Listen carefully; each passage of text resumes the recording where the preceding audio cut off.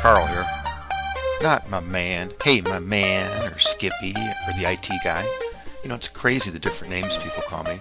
They ask me, are you Joe or Tom? Or are you Colin or Aiden? Seem to have met a lot of Aidens lately. I guess that's a safe guess if you forgot my name. Well, this is my story. It's a story about the everyman, the Joe Schmo. You know, the quiet guy upstairs, or the dude on the street. It's the story about our shared quest to find some damn meaning in this life. But before we start, let's get one thing straight. This is not about me telling you about my life. This is about you too. This story is just the beginning point, like a germ or a seed. Okay, so this is a fable about a guy named Carl. But that's not it. This story is designed as a means to capture everyone's stories, not just Carl's. This is also your story if you have ever questioned the meaning to your life. By the way, this is a non-linear story, with no beginnings or no tidy endings, because it's a story of human life on Earth in the first part of the 21st century. It has millions of beginnings, middles, and ends. So let me kick it off with a few of my thoughts, but remember, while you watch, to conjure up your own tales. I want you to add to the future user-generated versions of this ever-expanding chronicle of the human experience. First off, you'll notice the face of Carl. Me, Carl, and the people like me. We're all like that Buñuel film, The Obscure Object of Desire, where he keeps changing the actress who plays the main character. Same concept. Am I the same guy? And you're seeing different aspects of my personality, symbolically represented by an ever-changing face? Or perhaps I actually am many different people, who are just so homogenized and conforming that they try not to stand out intentionally. They look the same on purpose. So it's kind of hard to tell if they're the same person or just one of the minions. You probably noticed we all seem to dress alike. Me and the other guys like me on the bus. We wear earth colors or a white shirt and tie, you know, the corporate uniform. We have a certain look in our eyes, despair, resignation. We look tired, not sad really, more melancholy. No, I think we look world-weary. We are the valet parkers, the busboys, the cashiers, and the waiters. We clean your office or fix your printer. You often don't even notice us. We hardly ever make eye contact. We are all so busy and in our own little world. I often think you don't look us in the eye because we are here just to serve you, to fix your car, to make your life more pleasant. Maybe it's because you are all so very busy. You're in demand, you're stressed out, high paid, and on your cell phone. So our stories aren't glamorous Hollywood versions. Our stories tend to be just very ordinary. And that's the rub. Why so boring? I just don't get it. I mean, is this it? Is this what life on Earth has come to? We wake up, we go to work, we pay our bills, we watch TV, and we drink beer? I mean, I always feel bored. Where is the excitement, the action, the challenges? You know, I still have to wear a pager. I'm on call 24/7. I still have to help idiots retrieve stupid email messages or reinstall Windows Vista. And what about the meaning in life for us? What's our grand purpose? What's our reason for being? You know, guys like me with regular jobs in regular towns, with no outlet for fulfilling our potential.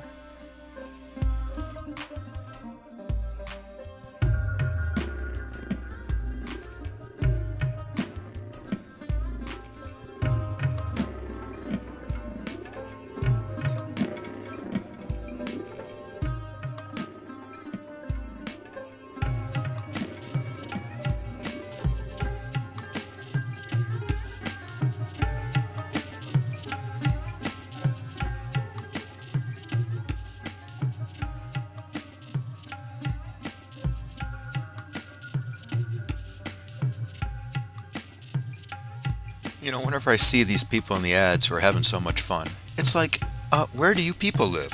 I mean, do they have jobs? Are they always on vacation? Do they live where I live in Cedar Rapids or Hamburg, New York, or any suburbs outside of Dayton or Butte, Montana? The problem with our stories being made in Hollywood escapist fare is that it's hard to tell what's really going on. Is everyone really so very happy with the way things are right now? Is this the end purpose of the universe? I mean, did the universe spend all of this time and energy creating the prime conditions for life, evolving us for millions of years, just to be cashiers and plumbers? There must be a higher purpose. Did you ever imagine God as a project manager? He would have had a really advanced Excel spreadsheet, right?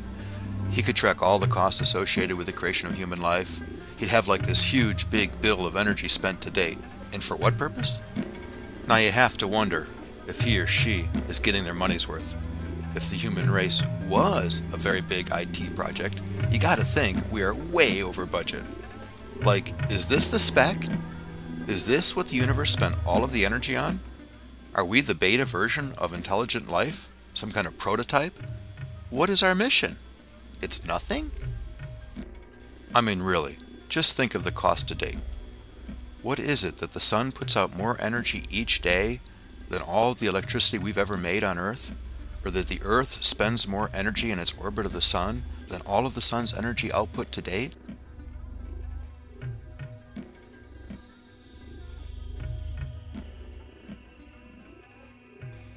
So, like the Big Bang was 20 billion years ago, the universe has burned through massive amounts of energy to reach this point. Here we are, the fruit of all this input, and we sweep the floors? Huh? This does not make sense. We are too expensive not to have a greater purpose. You know, I always wished that we just had a user manual presented to us at birth, explaining why we are born. It'd be so much simpler. But no, we have to go through life like we're half asleep, going through the motions of living, but not ever really knowing why. That's why I dreamed up this story, to get other people's wisdom. Perhaps collectively we can figure out the meaning to life. That's why our stories have to be told. We are not the polished actors, we're the real people. Our experiences are more authentic. What we are going through has more real bearing on our current situation than a bunch of Hollywood stories. Where is our voice today? What is happening to us, and how can we make some sense of our mission?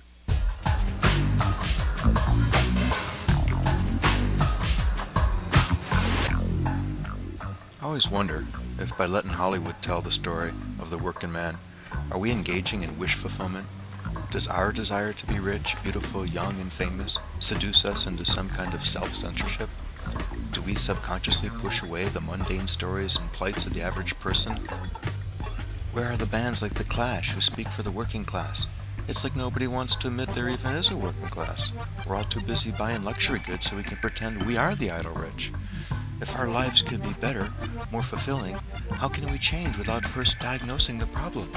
The power structure of corporations and governments design the status quo and enforces our compliance by keeping us in the dark, by limiting the debate. You know, I just don't get it. Why can't my life be like an action hero? Or at least one of the guys on that show, Heroes. When I did everything you told me. I was a good boy, stayed out of trouble, went to school, got good grades, went to college and studied computers because that's where the high-paying jobs are. 5 years after graduating, I'm still stuck at the help desk in the IT department. Still have to wear this stupid pager, and I think I'm going to be on call 24/7 the rest of my life. I still have to help idiots retrieve stupid email messages or reinstall Windows Vista. I mean, what about the meaning of life for us? What is our grand purpose? What is our reason for being? People like me, Carl, the guy from the IT department. What is our grand purpose? What is our reason for being? People like me, Carl, the guy from the IT department. What is our grand purpose? What is our reason for being? People like me, Carl, the guy from the IT department. What is our grand purpose? What is our reason for being? People like me, Carl, the guy from the IT department. What is our grand purpose? What is our reason for being? People like me, Carl, the guy from the IT department.